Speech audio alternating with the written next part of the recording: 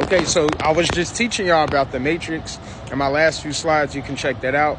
So right now I'm going to display the numeric values and prove how we actually live in a search engine, right?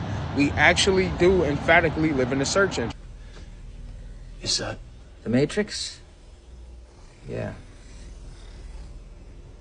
do you always look at it encoded? Well, you have to. The image translators work for the construct program. But there's way too much information to decode the matrix. You get used to it. I don't even see the code. All I see is blonde, brunette, redhead. Hey, you, So remember I was breaking down matrix codes and stuff, right? In my last few videos, I want to show y'all something because let me show y'all something. Okay, so boom. Before I get into the video, I want to show y'all something because this is what we're dealing with. So when you deal with the matrix, and they had the computer screens on the matrix, and they were just looking at numbers, and he was like, yeah, all I see at this point is blonde girl, blonde, and this and car and building. This is how this was happening because they was dealing with a numeric value infrastructure, right? So you got the sun right here, which is shamash. This is the numeric value for sun, right? And it'll be encoded going downward in this such a way, right? So you got, you'll have shamash, you have itazah, right? You'll have har, khan, you'll have mayum. You see that? You'll have chawal, which is chawal, which is the sand of the sea. You have har, you have itazah, right? You see that? You have shamash, mayum. You see this? You have aratazah or eretz, which is the earth. You have the surrounding force here, which would be rawach, right? Right? See that? So look, this is the numeric value display of every bit of that I've created.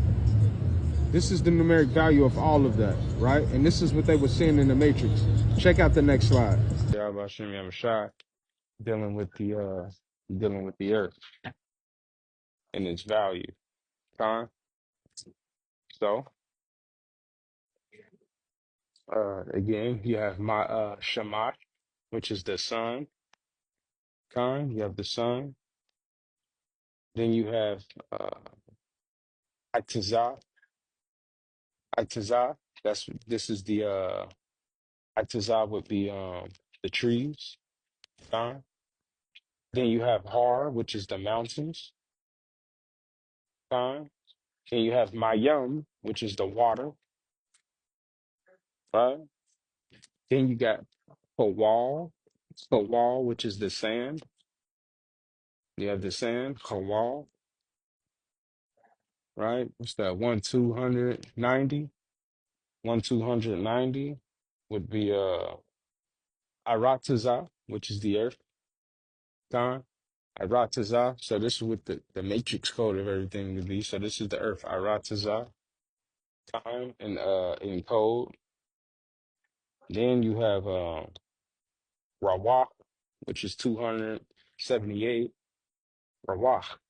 So this is what the matrix codes would look like through the spirit of Hashem Yahushua first, because you live in a search engine. So this is why Hebrew holds a numeric value chiefly, because this is what everything was before it was any man trying to depict anything.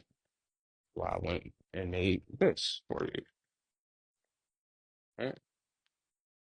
And you have Shamash, right? Shamash. You have Par, right? You have Rawah, right?